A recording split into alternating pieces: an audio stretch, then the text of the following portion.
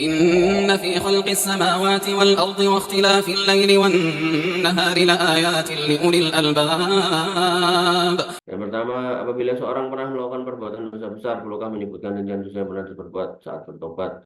Jazakallahu khair wa iyyakum. Ya, Allah alam kalau yang saya pahami ya disebutkan. Jadi ya Allah saya dulu pernah berzina, ampunilah dosa saya. Ya Allah saya dulu pernah mabuk, ampunilah dosa saya, dan seterusnya. Ya. Tapi ya toh, selain itu ya kan diminta untuk selalu setiap hari beristighfar. Astagfirullahaladzim, astagfirullahaladzim, astagfirullah. Dan jadikan itu zikir rutin kita ya, dalam segala macam kondisi ya, dalam segala macam kesempatan. Artinya dalam kondisi kita mungkin baru belajar, baru duduk, baru naik motor, jadikan itu lahan untuk berzikir. Makanya ada sepeda itu harusnya kamu pakai itu sepedaan sambil zikir itu ya. Sepeda larang itu ya. Jangan cuma buat gantungan gumbal atau keset gitu kan. Kendang dicuci, tersi, dandani atau dipakai. Ya. Ini nggak cuma menghibur, ini nyuruh. Jadi nanti tolong dibersihkan yang bagus. Tak tumpahan ini ya, udah baik. Ya, baik. Ini ya, jadi bertobat, benar-benar mengaku dan menyesal, tidak mengulangi dan meminta ampun kepada Allah Subhanahu Wa Taala. Syukur-syukur bisa diikuti dengan sholat taubat. Wallahu taala. Saya selanjutnya izin bertanya, jika ada seorang wanita sudah menikah dan ada perintah dari suami dan bapak si wanita di waktu yang sama, yang harus ditaati kemana? Suami ya, yang harus taati. Jadi memang ketaatan seorang wanita benar itu kepada suaminya dulu. Gitu. Tapi sebagai seorang suami nanti kalian, ini kan yang bertanya juga suami ya, kalau bisa jangan menempatkan istrimu itu dalam kedudukan posisi yang sulit. Gitu. Ya, pokoknya kalau bisa tuh jangan disuruh milih. Gitu. Walaupun nanti dia harus milih kamu sebagai suami, tapi tentu di hatinya itu ada rasa sedih ketika tidak bisa mewujudkan yang diminta atau yang diharapkan dari orang tuanya. Ya, makanya istri saya itu nggak pernah gitu. Kowe kudu ngene ning aku atau ning mbokku juga. Saya lebih senang kalau kemudian itu menjadi panggilan dirinya sendiri daripada saya yang ngatur. Contoh maksudnya gini loh. Ketika saya misalnya pengen istri saya itu ketemu sama ibu saya gitu kan, bawa oleh-oleh gitu. Iso aja tak suruh, ayo Rono, kok kayak gitu gitu. Tapi yang saya lakukan nggak begitu. Yang saya lakukan ya saya sering mengunjungi orang tuanya, saya bawakan apa yang bisa saya bawakan. Sampai akhirnya si istri saya ngomong, ayo ke tempat ibumu, ya, bawakan ini dan itu. Nah, kondisi yang bisa didesain seperti itu insya Allah lebih baik, jauh lebih baik daripada kemudian ngongkon, nyuruh, dan akhirnya nggak balance gitu loh antara mertua dan orang tua. Karena gimana pun mertua kita itu ya orang tua kita saja. Orang tua dalam artian karena kita juga memegang anaknya gitu. Nah, status kita sama si anak ini kan setara sebagai anak. Gitu. Makanya seorang menantu yang terbaik itu yang selalu mendukung pasangannya untuk berbakti sama orang tuanya, bukan malah menghalang-halangi atau menjadi sebab jauhnya anak dan orang tua. Kecuali orang tuanya punya pengaruh buruk, kecuali loh ya.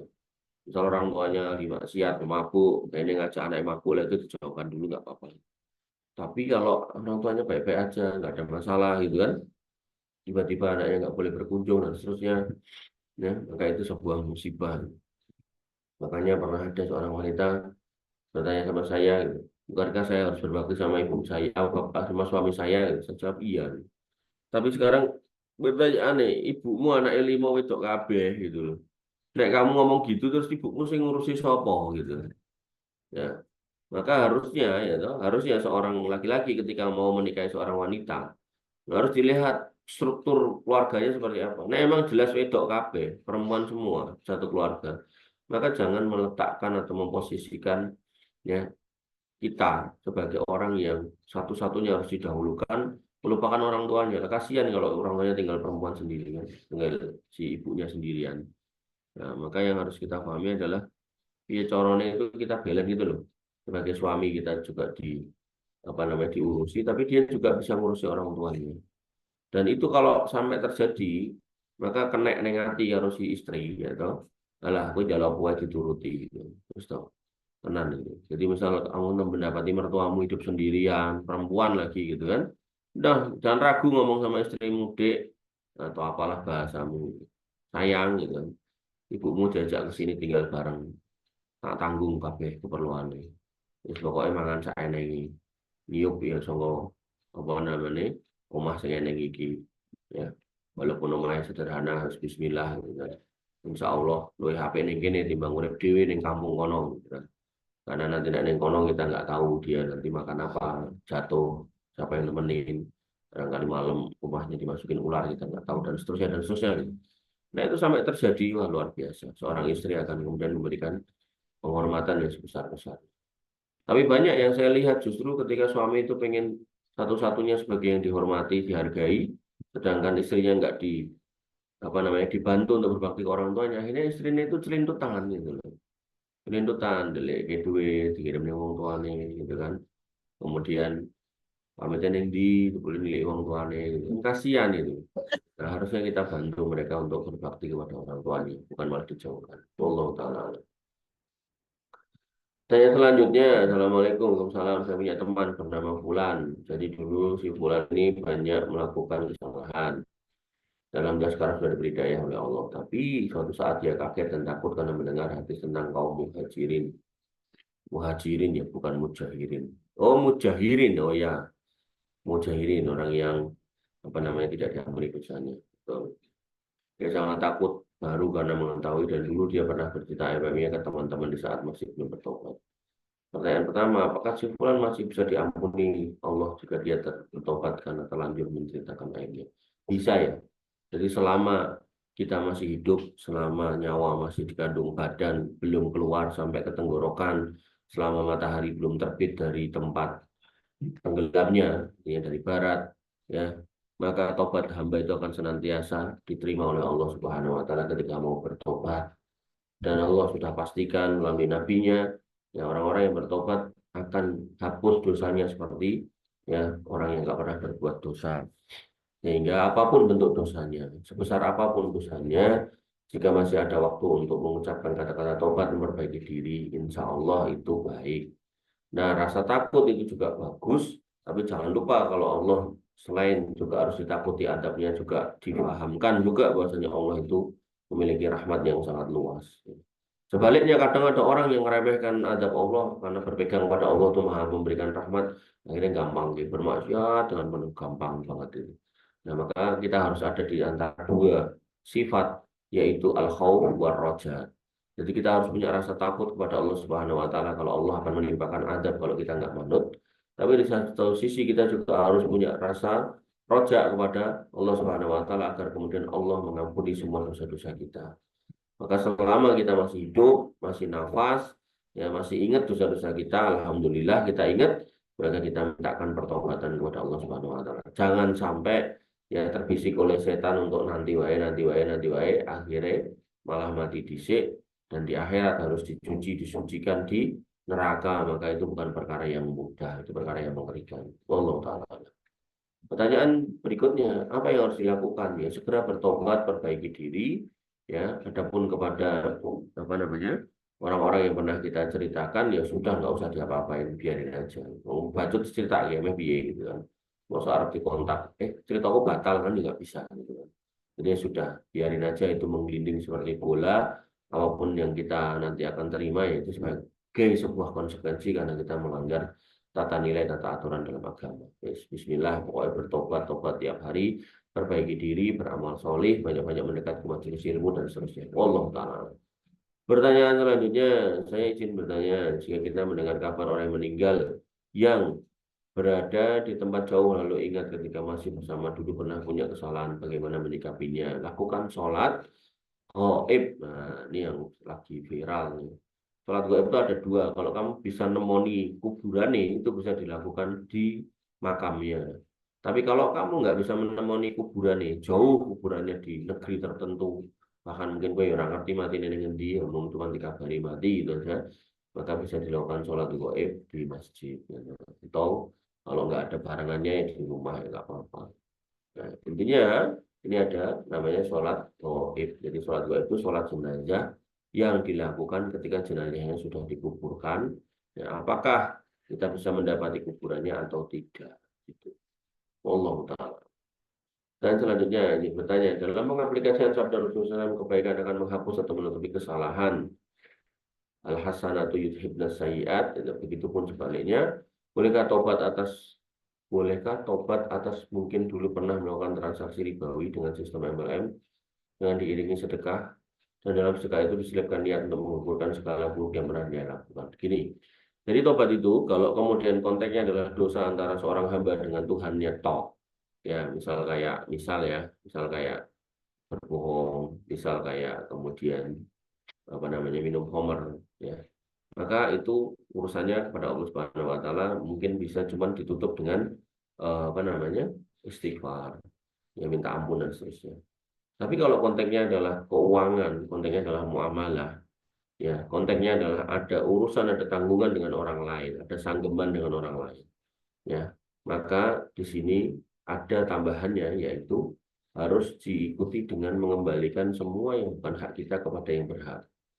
Artinya kalau kemudian ya dalam konteks ribawi, misal kita dalam konteks ribawi ini mendolimi orang lain dan membuat rugi orang lain, gitu, maka kerugian-kerugian itu kita perbaiki. Ya, kita balikkan duit-duitnya yang kita rugikan itu, ya sembari diiringi dengan pertobatan kepada Allah Subhanahu Wa Taala. Itu yang benar. Artinya gini, orang yang punya utang, ya, misal Dafa utang saya 1 juta, itu mau istighfar 2 juta kali ya nggak akan pernah bisa nebus utang 2 juta itu. Nah, solusinya gimana? 2 jutanya balikin ke saya. Atau kalau emang nggak punya, minta ikhlasnya ke saya. Nah, ketika saya bilang tak ikhlasnya masih, dengan maka di situ urusan utang piutangnya selesai. Ya, tapi kalau kemudian dia istighfar 2 juta kali dengan harapan bisa menebus utang 2 juta, itu nggak benar. Nah, sama halnya dengan orang-orang yang terlibat dalam riba, terlibat dalam korupsi. Mereka pergi haji dan umroh untuk menghapus dosanya, maka itu nggak akan mungkin terjadi, nggak bisa. Caranya gimana? Kembalikan dulu duitnya, baru kemudian sucikan diri dengan banyak bertobat. Salah satunya ya umroh dan haji tadi. Ya, wallahu ta'ala. Pertanyaan selanjutnya, ketika ada seorang yang sedang konsultasi ke dokter atas suatu penyakit dan ternyata penyebab penyakit tersebut termasuk ke dalam aib pasien, maka apakah pasien ini harus mengatakan aibnya dalam hal yang memang diperlukan, yaitu bercerita tentang aib tidak ada masalah, apalagi ini seorang dokter yang sudah disumpah untuk tidak menyebarkan ya rahasia pasien, ini nggak apa-apa. Apalagi dokter-dokter tertentu yang memang di situ ngurusi jeruan, misal kayak dokter kulit dan kelamin gitu kan, ya mesti kan ngurusi urusan itu gitu kan. Nah cuman yang salah ini dokter-dokter ini kadang tuh ya tadi cerita-cerita. Makanya pentingnya untuk memilih dokter-dokter yang tidak membuka aib gitu kan. Dan pastikan kalau ini konteksnya adalah dokter, ya usahakan kalau seorang pasien laki-laki ya sama dokter laki-laki, seorang pasien perempuan ya sama dokter perempuan. Dokter juga manusia, ya toh. Artinya kalau kemudian penyakitnya di kemaluan atau di organ-organ tubuh, ya nah, kemudian dokter laki-laki, pasiennya perempuan buka baju, gitu, ya, jenenge dokter gitu kan. Ya, jangankan dokter, itu udah ustadz yang di mana Agam, ya boleh 40 orang santrinya, mulai 20 tahun gitu. Apa menaik dokter, gitu. Artinya, ustadz ya ada yang ambruk gitu kan, ya, apalagi dokter gitu ya. Maka yang harus kita pahami ya, kamu nanti kalau punya istri atau punya pasangan, carikan ya, dokter atau perawat yang satu jenis kelamin, kecuali darurat banget ya. Artinya kalau kamu misalnya ada, oh iki dokter kandungannya sing cedak omah lanang, sing adoh sing omah wedok ya, jauh dari rumah nggak apa-apa, lebih baik daripada harus kamu serahkan ke yang dekat rumah. Ya. Nah, cuman kadang orang tuh dikandani ngene iki terus nah, tapi sing cedak omah sing lanang iki luwih murah timbang sing wedok. Akhirnya dibentroknya sama keuangan. Ini juga kurang tepat ya. Jadi semahal apapun ya toh, yang halal tetap lebih baik daripada yang haram. Gampangnya gini loh, kita dari kecil udah terdidik nih daging babi itu haram. Dan kita tahu daging babi kalau daging sapi larang sapi.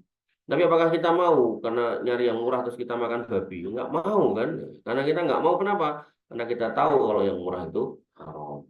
Ya, maka yang harus kita pahami semua yang haram walaupun lebih murah itu tetap haram itu ya.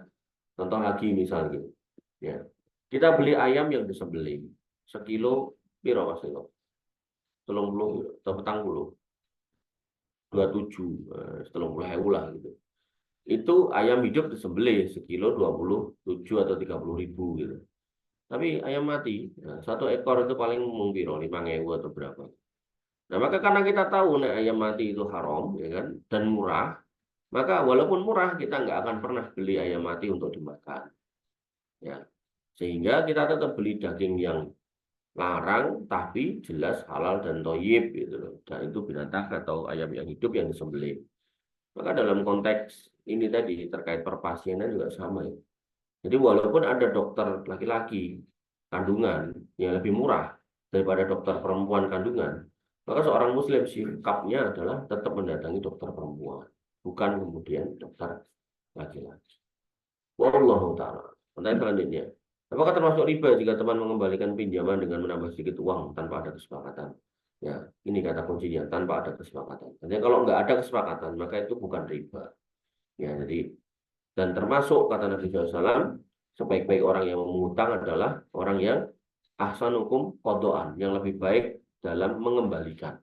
Jadi nek kamu utang duit 500.000, kamu kembalikan 550 tanpa ada perjanjian, maka kamu masuk dalam kategori orang yang terbaik.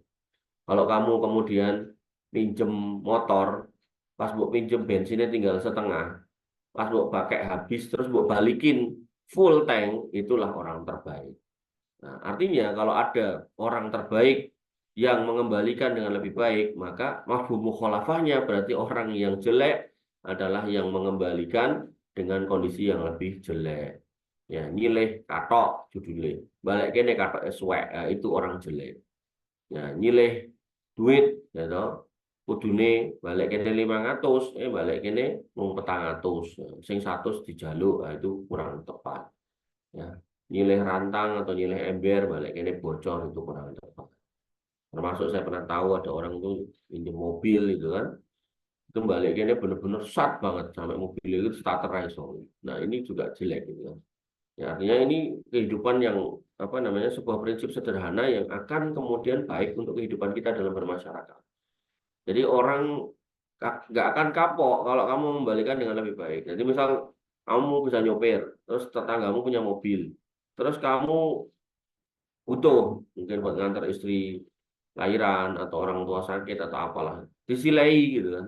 Maka saran saya balikan dalam kondisi full tank, dicuci, nggak perlu mau jika parfum tertentu mau semproti, balik no, ya, insya Allah ya, pada kondisi berikutnya dipinjemi pasti akan dikasihkan. Sebaliknya kalau balik ke wis kosong, ledak, tambah reget, mambu, bahkan mungkin atau ada bekas muntahan anakmu atau ompolan anakmu nggak bersih gitu kan, maka ya insya Allah pada periode berikutnya nggak akan pernah dipinjam gitu. Nah hal-hal seperti ini yang harus dicermati, yang harus dipahami, ya jangan sampai kita ibadah sregep rajin tapi kemudian di sisi lain kita juga sregep menyakiti perasaan orang lain, ini juga kurang tepat. Wallahu ta'ala alam.